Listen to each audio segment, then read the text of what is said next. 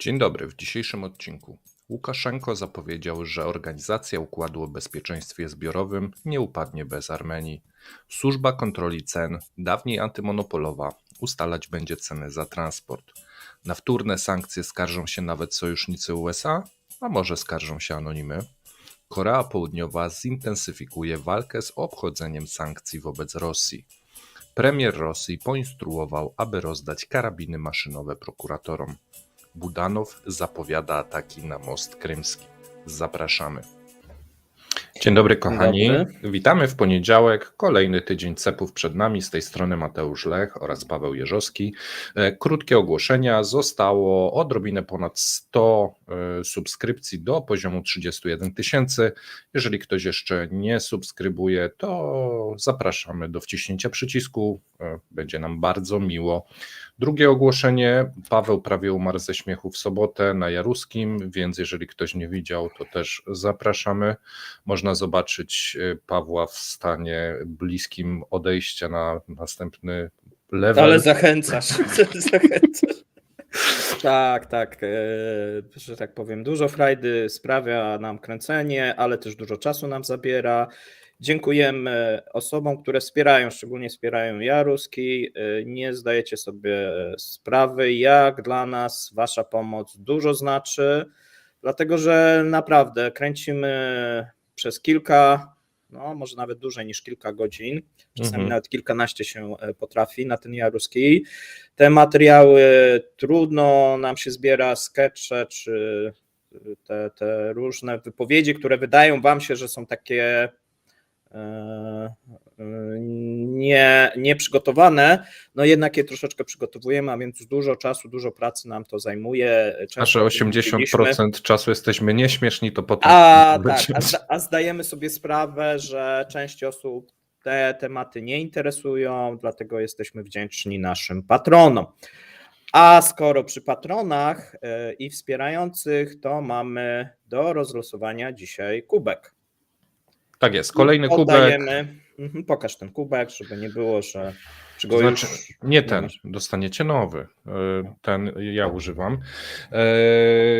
Link, jeżeli chodzi o hasło, to wam już podaję na konkurs Kremlinki. Trzeba wysłać hasło dwuczłonowe.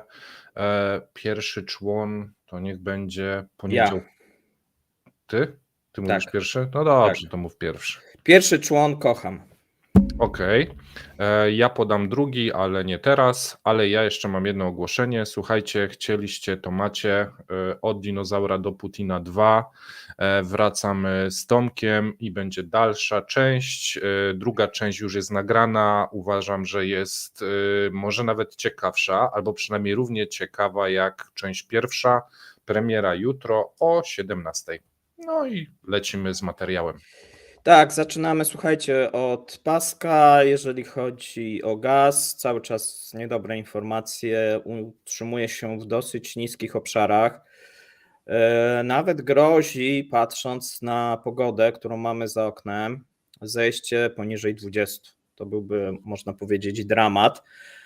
Jeżeli chodzi o Gazprom, co prawda Uzbekistan podpisał ostatnio zwiększenie. Gazprom teraz i Nowatek kombinują, żeby podpisywać long termy z Chinami, no ale Chiny żądają dosyć wysokich rabatów, a boją się sprzedawać tego na rynku spotowym, bo ten rynek spotowy, tak jak widzimy, no nie wygląda za specjalnie. Ratują kontrakty w tym momencie z Austrią, z Węgrami, z tymi krajami europejskimi, które były podpisywane często na górce, czyli w momencie tego szantażu energetycznego, ale część kontraktów na przykład może się zakończyć przez na przykład wprowadzenie zakazu Unii Europejskiej, bo teraz okazuje się, że ten zakaz Unii Europejskiej mógłby być korzystny dla firm energetycznych, bo by powiedzieli, no sorry, musimy te long-termowe kontrakty zerwać i często tam są jakieś, na przykład tak z Chińczykami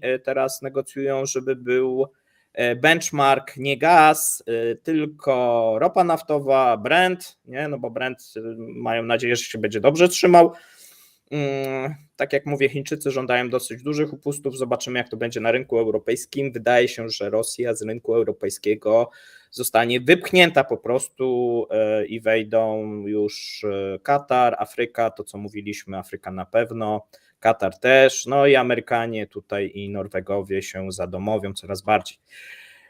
Jeżeli chodzi o ropę, mamy małe spadki na Uralsie, małe spadki też na Brencie. W tym momencie on schodzi do 81,49. A jeżeli chodzi o waluty, to w sumie jakichś specjalnych ruchów nie ma. Są na euro jest trochę spadek do 100, na dolarze jest mały wzrost. Okej, dzięki Feniox za wsparcie. Zalety programów na żywo, pojawiają się takie rzeczy. No i co, przechodzimy do shortów. Tak, przechodzimy do krótkich informacji. Ty zaczynasz. Frekwencja w wyborach na Białorusi wyniosła 73%. Wybrano wszystkich 110 deputowanych niższej Izby Parlamentu. Utworzono 1284 rady regionalne i lokalne, ale ludzi dużo pewnie nie. Nie było żadnych zaskoczeń, wysoka oficjalna frekwencja. Te osoby, które miały zostać wybrane, zostały wybrane, a więc dosyć sprawnie reżim przeprowadził te głosowania. Natomiast mamy też informację, w 2023 roku średni koszt smartfonów, tabletów, laptopów wzrósł o 15%, tak poinformowali sprzedawcy i dystrybutorzy elektroniki. Najbardziej zdrożały smartfony Apple'a, które zdrożały o 37%. Ja się zastanawiam, jak oni robią tą weryfikację, skoro Apple nie jest oficjalnie dostępny w Rosji. No normalnie, no, dostali od sprzedawców, można zakupić w tym imporcie równoległym, czyli bez zgody producenta. No i jest sprzedawany, tak? Z Turcji, z Kazachstanu, teraz może z Turcji będzie trudniej, tak jak wiemy, no ale to cały czas będzie docierać, tak? A ponieważ jest ta ustawa, można legalnie wstawić do sklepu, tak, a więc nie trzeba tego na bazarze sprzedawać, chociaż na bazarach też są sprzedawane taniej, no ale tam też można kupić, że tak powiem, te podrabiane, chociaż zdarzają się informacje, że w sklepach też można kupić i się nadziać na podrabiane, więc taki Życie. urok. Na Węgrzech parlament zamierza przeprowadzić głosowanie w sprawie przystąpienia Szwecji do NATO. Zamierza, zobaczymy, czy się uda. Tak, no wszystko wskazuje, że Szwecję kosztowało to 4 dodatkowe myśliwce, dosyć niska cena, no ale jaki tutaj dyktator, taka cena, tak? Tutaj Erdogan wynegocjował wyżej, mówiliśmy wczoraj w top 10, jeżeli ktoś nie oglądał, zapraszam, tam było dużo na temat dużego problemu Rosjan, czyli huty, która się Rosjanom spaliła, najważniejsza huta w kraju, duży sukces Ukraińców. Zobaczymy, jak będzie wyglądał remont i czy przypadkiem nie będą musieli wygasić pieca. Natomiast mamy kilka wypowiedzi prezydenta Zełenskiego, który powiedział, że Ukraina przygotowuje nową operację ofensywną i ma już jasny plan, no ale nie zdradził go. No tutaj słabo widzę tą ofensywę, jeżeli chodzi o ten rok. Moim zdaniem jej nie będzie. Natomiast ogłosił również, że w walkach zginęło 31 000 ukraińskich żołnierzy. Nie podał też liczby rannych. No, trzeba by tutaj zwiększyć, wydaje się jednak, że zaniża te liczby, tak samo jak Rosjanie. Jest jeszcze jedna wypowiedź, którą dzisiaj rano przeczytałem. Powiedział, że 4 brygady nie brały udziału w ofensywie tej w zeszłym roku ze względu na to, że obiecany sprzęt nie przyjechał po prostu.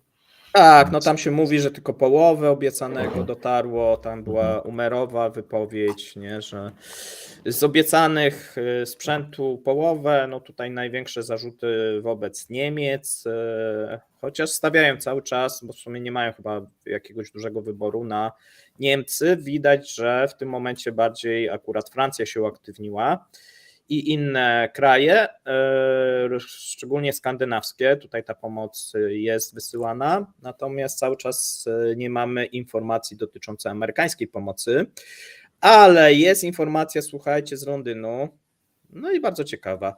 Sadiq Khan zaproponował konfiskatę majątku objętego sankcjami rosyjskich oligarchów na kwotę $1,5 miliarda, aby następnie go sprzedać i wykorzystać środki na budowę 4000 domów dla uchodźców z Ukrainy. Mhm. No i to prawdopodobnie nastąpi. Mhm. No im więcej tych konfiskat, wyłomów, no tym większa szansa, że te główne pieniądze banku centralnego zostaną też skonfiskowane, no bo już skoro jest, wiesz, jest ten uruchomiony proces, już te aktywa, przychody z tych aktywów idą na Ukrainę, konfiskuje się majątki oligarchów, no to już tak, wiesz, kawałek po kawałku to ciastko rosyjskie się zmniejsza i w tym momencie jest zagrożone, że nastąpi ta konfiskata tego majątku głównego. Okej, i teraz następny short ja połączę z wiadomością, którą miałem na koniec. Budanow zapowiada ataki na most krymski. Szef Głównego Zarządu Wywiadu Ministerstwa Obrony Ukrainy Kiryl Budanow nagrał wiadomość wideo, w której zawarł ostrzeżenie wobec obywateli Federacji Rosyjskiej. W nagraniu rozpowszechnianym przez lokalne media Budanow deklaruje nowe niespodzianki i nie zaleca ludności cywilnej przekraczania mostu krymskiego. No i tu mamy tak jakby konsekwencje tego. Po zapowiedzi o planach zniszczenia mostu krymskiego ponad 1000 samochodów czekało na przekroczenie mostu krymskiego. Ruch na moście wznowiono po 3,5-godzinnej przerwie. Czyli komunikat, no i troszeczkę strachu. No panika, tak, tak. Tak, Bardzo często się zdarza na tym moście. myślisz, takie sytuacje. że Ukraińcy w najbliższym czasie zaatakują most, czy to takie tylko zapowiedzi, Nie. żeby sprawdzać, czy wywoła to panikę?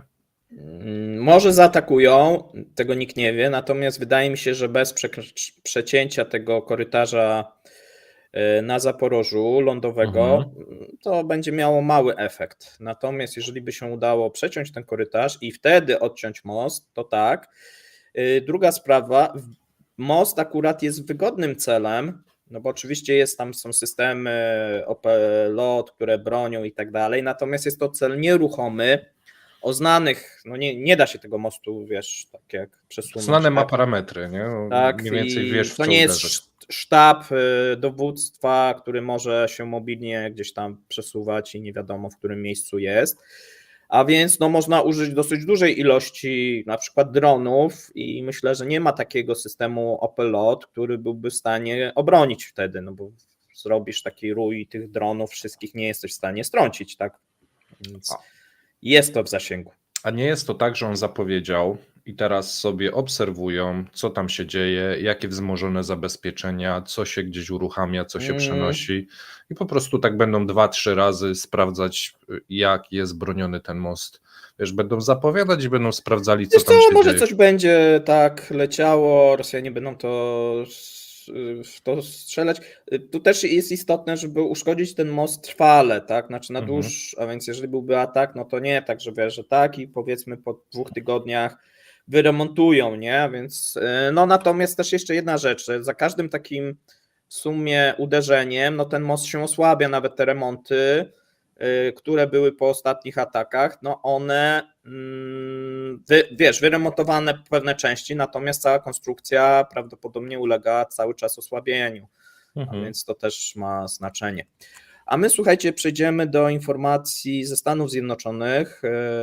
Mamy wypowiedź tutaj Jake'a Sullivana, który powiedział, że zdecydowana większość amerykańskich kongresmenów jest gotowa zatwierdzić projekt ustawy o finansowaniu Ukrainy, jeśli Speaker Izby Reprezentantów Mike Johnson podda go pod głosowanie. Tutaj kongres wraca 29 bodajże w czwartek do pracy, więc zobaczymy, co dalej będzie, ponieważ Mike Johnson tutaj za namową Trumpa odmawia cały czas podjęcia tego tematu i próbuje przedłużyć ten. No i tutaj część kongresmenów jest mocno tym sfrustrowana. No i tutaj są różne żądania. Było spotkanie z Bidenem, tak, być może będzie następne. No my jesteśmy optymistami tutaj w tym względzie, Ukraińcy zresztą też. Tak, więc możemy przejść do następnych tematów. Jak oczywiście w Stanach będzie się działo coś nowego, to Was poinformujemy. Natomiast wróćmy na Białoruś. Łukaszenko zapowiedział, że Organizacja Układu o Bezpieczeństwie Zbiorowym nie upadnie bez Armenii. OUBZ nie upadnie, jeśli Armenia z niej wyjdzie, ale Erewan nie powinien śpieszyć się z tą decyzją, bo później będzie trudno do niej wejść, czyli do tego układu, powiedział Łukaszenko. Paszynian zapowiedział zamrożenie członkostwa, ale nie było oficjalnego komunikatu. Białoruś reaguje całkowicie spokojnie na oświadczenia Armenii o członkostwie, stwierdził prezydent Łukaszenko. Jeśli nie będą chcieli być w OUBZ, to nic się nie stanie, organizacja nie zostanie przecież zniszczona, powiedział. Zauważył Łukaszenko również, że Erewan nie ogłosił jeszcze oficjalnie wystąpienia ze stowarzyszenia. Wzywa więc Armenię, aby nie śpieszyła się z decyzją. Łatwiej jest wyjść, później trudno będzie wejść, nie ma potrzeby wychodzić, nie ma potrzeby zamrażania czegoś. Powiem ci, tak dobra sprzedażowa gadka. W czasie eskalacji konfliktu Armenii z Azerbejdżanem o Górski Karabach, ja tu przypominam, premier Armenii Nikol Paszynian stwierdził, że OUBZ nie dopełniła swoich zobowiązań wobec Erewania. W maju ubiegłego roku powiedział, że w Armenii panuje opinia, że organizacja opuściła ich kraj. Jednocześnie Paszynian zezwolił na zawieszenie lub zamrożenie członkostwa Erewania w stowarzyszeniu. W listopadzie polityk odmówił udziału w szczycie OUBZ. Moskwa i Mińsk wyraziły wówczas ubolewanie z tego powodu. 22 lutego Paszynian w wywiadzie dla francuskiej telewizji powiedział, że organizacja nie wywiązała się ze swoich zobowiązań wobec Armenii i kraj ten zamraża członkostwo. Sekretarz prasowy prezydenta Dmitrij Pieskow powiedział, że Moskwa zwróci się do Erewania z prośbą o wyjaśnienie znaczenia słów Paszyniana, no ale sytuacja jest taka, że Rosja zajęta Ukrainą nie była w stanie wspomóc Armenii i tu widać pewne pęknięcia na tych sojuszach militarnych, które zawierała wcześniej Rosja, i o tym się dużo nie mówi, ale to są dosyć istotne tematy, prawda, Paweł? Tak, wiesz co, wydaje się, że ten twór troszeczkę się rozsypuje i dużo na przykład u nas się mówi, że NATO jest nieskuteczne, pomimo że nigdy nie było jeszcze testowane, bo nikt nie został zaatakowany z członków. Nie, tu Sikorski powiedział ostatnio, że artykuł 5 był użyty raz po atakach 9/11.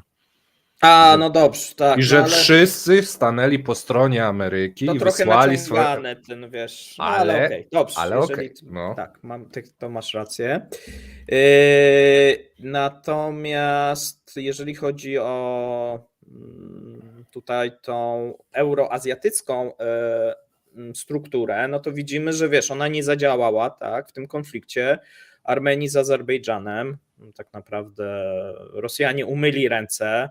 Oto Ormianie mają pretensje, że w takim razie po co być, i dlatego zamrozili, bo to im nic nie daje, a tylko daje to, że Rosjanie mogą okupować, tak, mogą mieć swoją bazę na terenie Armenii, no i w sumie gdzieś jest ta cały czas zależność od Rosji, która jest gdzieś pewnie z punktu widzenia Ormian niepotrzebna, no i mało zyskowna, tak, bo skoro w najważniejszym konflikcie i z najważniejszym wrogiem, na ten moment oczywiście, Rosja nie reaguje, no to w przyszłości nie będzie lepiej. A my sobie, słuchajcie, przejdziemy do informacji dotyczącej służby kontroli cen. Dawniej służba się nazywała antymonopolowa, oficjalnie nadal się tak nazywa, natomiast zajmuje się już od jakiegoś czasu kontrolą cen. No i tutaj służba będzie ustalać, i to jest nowość, ceny za transport w Rosji. Wcześniej były paliwa, potem jajka, potem elektronika, różne rzeczy tutaj służba brała na radar, teraz wzięła transport i to różnego rodzaju. Proponuje się, aby ceny transportu publicznego w Rosji były ustalone według jednej metodologii. Powiedział o tym w wywiadzie dla Izwiesti zastępca szefa Federalnej Służby Antymonopolowej Piotr Iwanow. W ten sposób odpowiedział na pytanie o realizację polecenia prezydenta Federacji Rosyjskiej o przygotowanie propozycji poprawy efektywności przewozów pasażerskich, czyli żeby poprawić, to trzeba regulowane ceny wprowadzić najlepiej. Tutaj się tak mniej więcej do tego sprowadza. Dalej czytamy w tym oświadczeniu i wywiadzie. Teraz zebraliśmy w większości regionów stanowiska w tej sprawie i problemy, które pojawiają się w związku z cenami. Widzimy, że wiele regionów opowiada się za określeniem podstawowych zasad i ustalenie taryf i wyraziło poparcie do przejścia na taryfę regulowaną.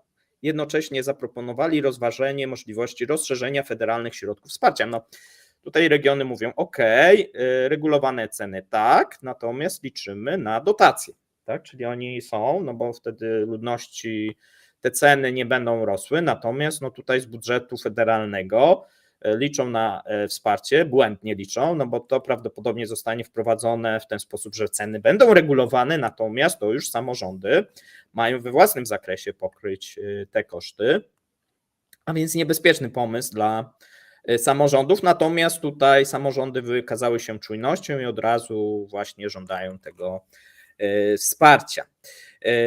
Według Iwanowa FAS jest gotowy do wydania wytycznych i proponuje opracowanie jednolitej metodologii ustalenia taryf dla transportu publicznego w całej Federacji Rosyjskiej. Ale to nie koniec. Federalna Służba Antymonopolowa przygotowała również propozycje dotyczące kosztów biletów lotniczych. To jest ciekawe, tak? No bo ten transport to często w wielu krajach też są jakieś ceny regulowane tych transportów, ale w przypadku biletów lotniczych ma być trochę inaczej, ponieważ mamy taką wypowiedź. Dziś widzimy, że ceny biletów lotniczych dla wielu miejscowości turystycznych, chodzi o Rosję, znacznie wzrosły. Mieliśmy już precedensy, kiedy ustalono stałą taryfę dla mieszkańców niektórych regionów. Tak działa to na Dalekim Wschodzie. Ale jeśli na przykład mieszkam w Kaliningradzie i chcę gdzieś polecieć, nie mogę tego zrobić, ponieważ stał się on bardzo popularnym kierunkiem, a taryfa jest zbyt wysoka. Dlatego powinna istnieć osobna taryfa dla mieszkańców regionów, która jest dotowana przez państwo. No tutaj trochę się rozpędzili, natomiast no pomysł jest taki, że dla tych miejsc turystycznych, czyli tam, gdzie Rosjanie wypoczywają lub gdzie często podróżują, no ma być cena regulowana, no i ustalana przez prawdopodobnie tą służbę, tak? Mówi, że maksymalna cena ma być tyle. To teraz 2 słowa ode mnie. Nie wiem, czy kojarzycie, mówiliśmy o tym, A że... jeszcze nie skończyłem. No dobrze. W 2023 pochwalili się, że wszczęto 39 spraw karnych na podstawie materiałów organów antymonopolowych. Spośród nich 13 dotyczyło przystąpienia do karteli, w tym paliwowego i jajecznego. W sumie do budżetu federalnego wpłynęło skromny 1 miliard rubli na grzywny nałożone przez Centralne Biuro Antymonopolowe. Jednakże kwoty w 2024 ulegną zwielokrotnieniu. Tutaj akurat jestem pewny, że pan ma rację. To teraz ja, bo już tak mnie korciło w trakcie. Proszę. Słuchajcie, mówiliśmy wielokrotnie o infrastrukturze takiej właśnie transportowej w Rosji, jak ona wymaga pilnych inwestycji i ile miliardów dolarów potrzeba, żeby zmodernizować tramwaje, autobusy, kolej, że to jest po prostu dziura bez dna.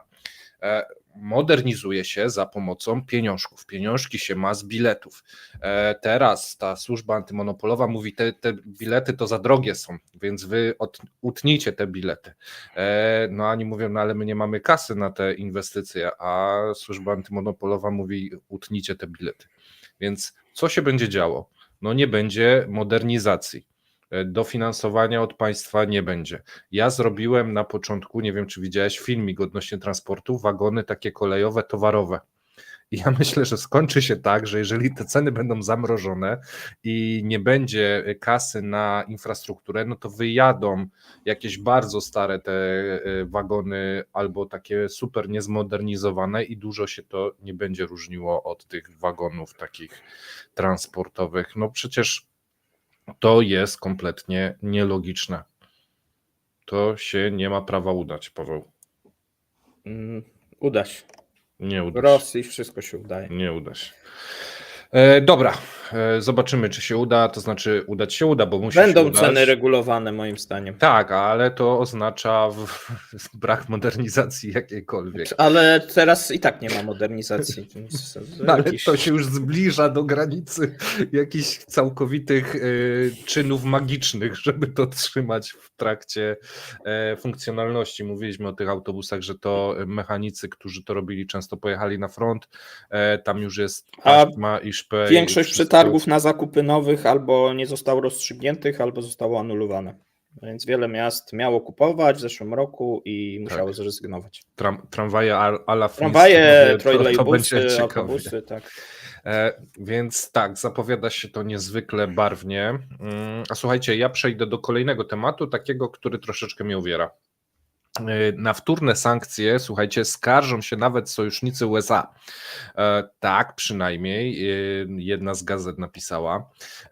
Natomiast słuchajcie, o co chodzi. Niektórzy sojusznicy USA uważają, że wtórne sankcje nałożone na zagraniczne firmy za transakcje z osobami objętymi ograniczeniami stanowią przekroczenie uprawnień Waszyngtonu. Taka opinia o sankcjach wtórnych wynika z tego, że mogą one uderzyć w osoby trzecie, które nie podlegają ograniczeniom. Niemniej jednak Stany Zjednoczone, Unia Europejska i inne kraje pracują nad ograniczeniami dla Rosji. W związku z tym Unia Europejska dyskutuje nad pomysłem utworzenia ogólnoeuropejskiego organu monitorującego przestrzeganie sankcji na wzór amerykańskiego Urzędu Kontroli Sankcji. Jednak biorąc pod uwagę, jak delikatne jest zrzeczenie się odpowiedzialności przez kraje, rządy europejskie, może minąć trochę czasu, zanim zostanie to ustalone. Zauważa jaka gazeta? Polityko. Powołując się na kogo? Anonimowych rozmówców. I to jest bardzo ciekawe i zrobiliśmy kiedyś nawet o tym program, bo zazwyczaj, gdy w zachodniej prasie jest artykuł mający odwieść lub utrudnić wprowadzenie sankcji, to wypowiadają się właśnie anonimowi rozmówcy. Oczywiście, że wielu wpływowych ludzi, którzy do teraz świetnie zarabiają na handlu z Rosją, wyraża swoje niezadowolenie. No ale takie artykuły wydaje mi się są kompletnie nietrafione. Jaki cytat mamy w takim artykule? Raczej nie o skuteczności tych sankcji i o powodzeniu ich wprowadzeniu i o tym, jak one działają na rosyjską gospodarkę. Mamy natomiast cytat ze znanego nam Pieskowa. Moskwa uważa nałożone sankcje za bezprawne. Władze rosyjskie wielokrotnie stwierdziły, że ograniczenia nie mają wpływu na gospodarkę kraju. Przystosowaliśmy się już do sankcji, nauczyliśmy się zabezpieczać przed ryzykiem związanym z sankcjami, powiedział sekretarz prasowy właśnie Dmitrij Pieskow. I teraz ktoś bierze taki artykuł do ręki, nie znając kontekstu ani realnego działania sankcji wtórnych. Widzi stwierdzenie Rosjan, że to i tak bez sensu, bo się nauczyli już z tym żyć. Widzi, że odpowiedni organ do kontroli będzie ciężko utworzyć w Europie i długo to potrwa. Widzi też na koniec, że Amerykanie za ostro działają i mogą skrzywdzić niewinne osoby trzecie. Mam nadzieję, że łapiecie o co chodzi i że ta narracja jest troszeczkę niefajna. I ja naprawdę nie lubię takich artykułów, bo one są później cytowane i tworzy się bardzo fałszywa narracja, jakoby sankcje nie działały albo że są bardziej szkodliwe dla nas niż dla Rosji. Chcesz coś dodać, Paweł, w tej kwestii? Wiesz co, no tutaj trzeba liczyć się z tym, że cały czas moim zdaniem mamy jednak lobby rosyjskie. Akurat Tak, nigdy. no to jest właśnie takie lobbowanie. Na miękko, Tak, niby że nie tak, działają, i że trudno. I tak. że szkodzą Europie, bo Rosji to nie szkodzą, bo ona ma pancerny ten przemysł. A Tak. teraz jest nowa taka narracja, nie wiem czy zwróciłeś, że Rosja przestawiła się, to jest błędna narracja, ale niestety jest podchwycona przez wielu, bo zaczęto mówić to, co my mówiliśmy, że Rosja ten produkt krajowy brutto buduje głównie na produkcji amunicji i na tych zbrojeniach. No i teraz z tej Rosji się robi, że oni się niesamowicie jak bardzo zbroją, że to jest 40% wzrostu, że ten produkt krajowy brutto i gospodarka ma się świetnie dzięki tym zbrojeniom, że takie perpetuum mobile.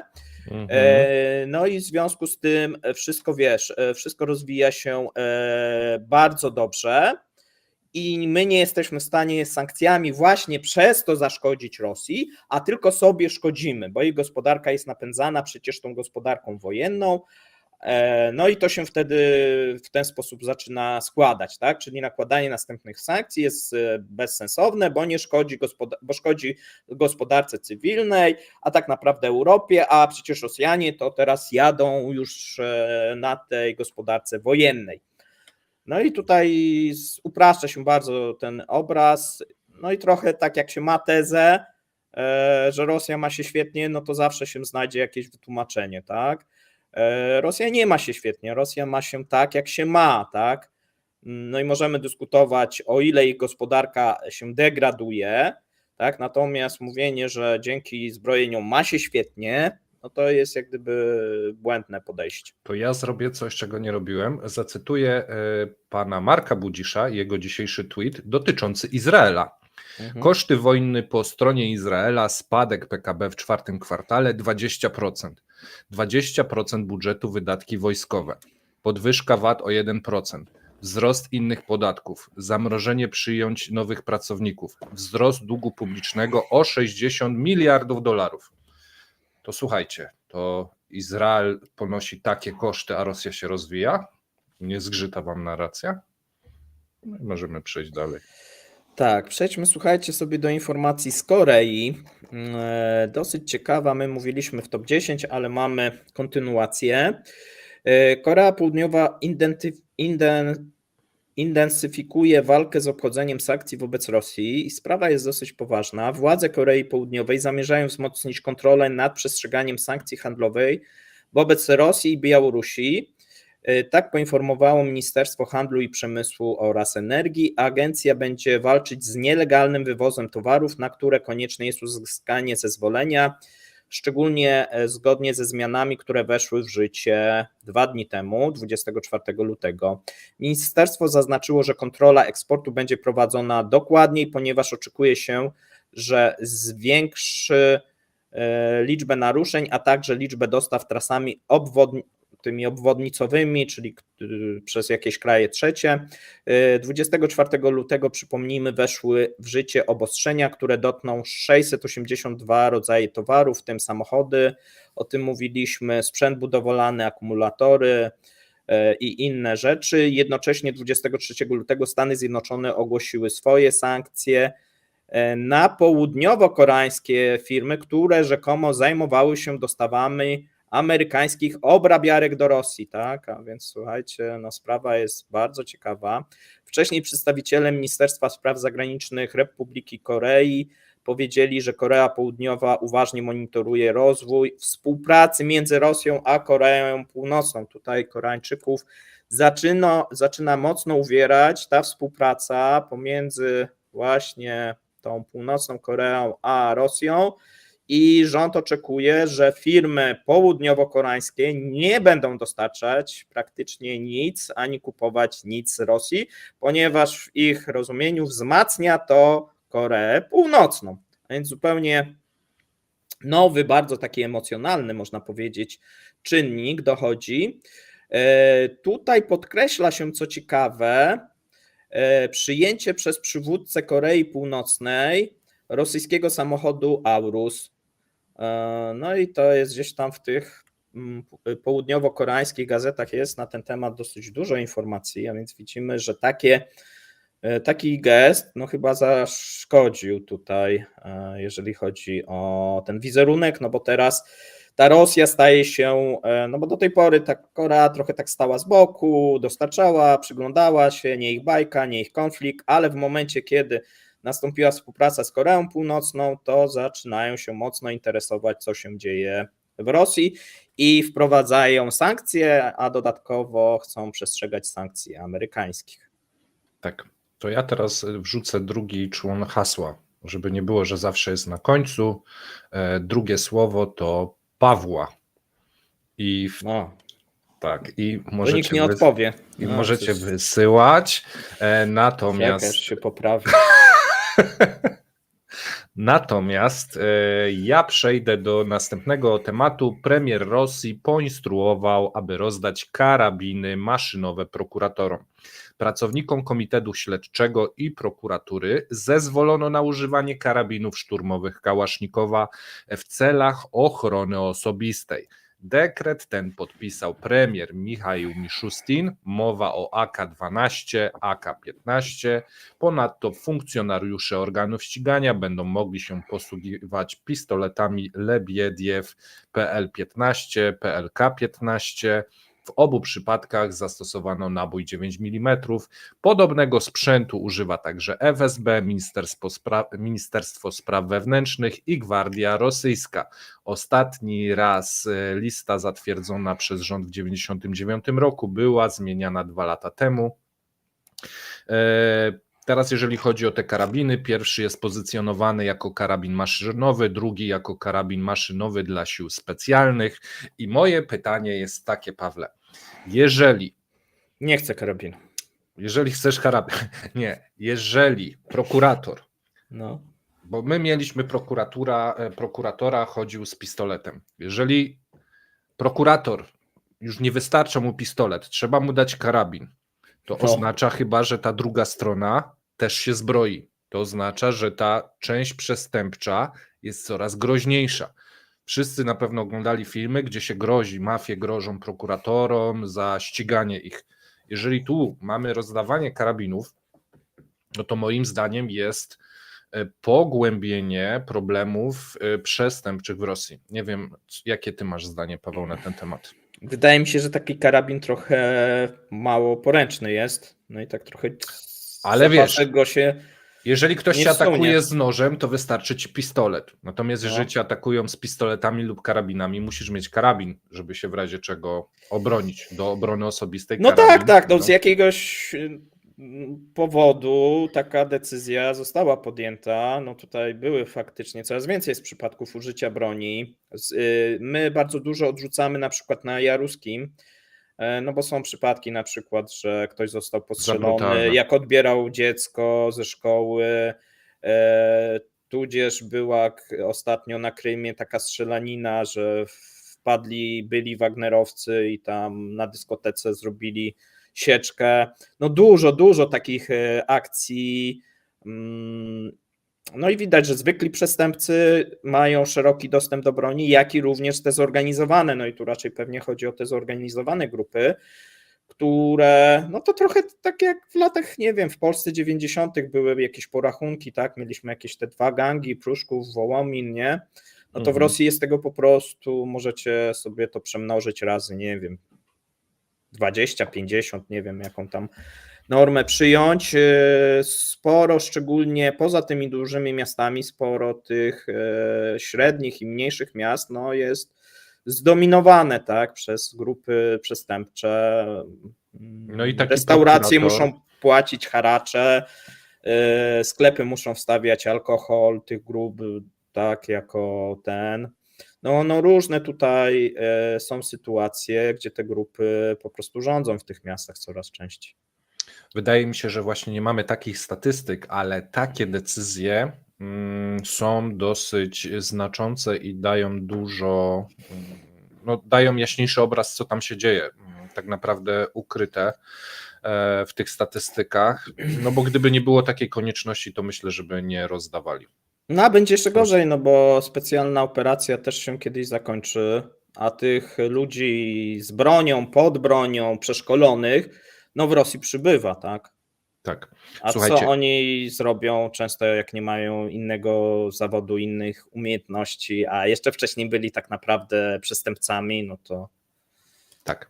Słuchajcie, na tym dzisiaj będziemy kończyć, natomiast już teraz zapraszam Was na 17, bo mamy nowe dane dotyczące chwilówek i tego, co chcą zrobić z chwilówkami, gdyż tracą nad tym kontrolę i rząd już ma pomysły, co robić. Mamy też kilka historii takich z życia wziętych, więc myślę, że zapowiada się niezwykle ciekawy komentarz dnia, na który już teraz serdecznie zapraszam.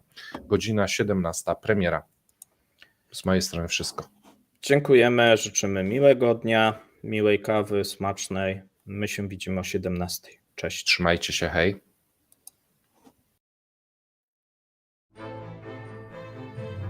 Dziękujemy za obejrzenie materiału do końca. Zapraszamy kolejnego dnia. Trzymajcie się. Cześć.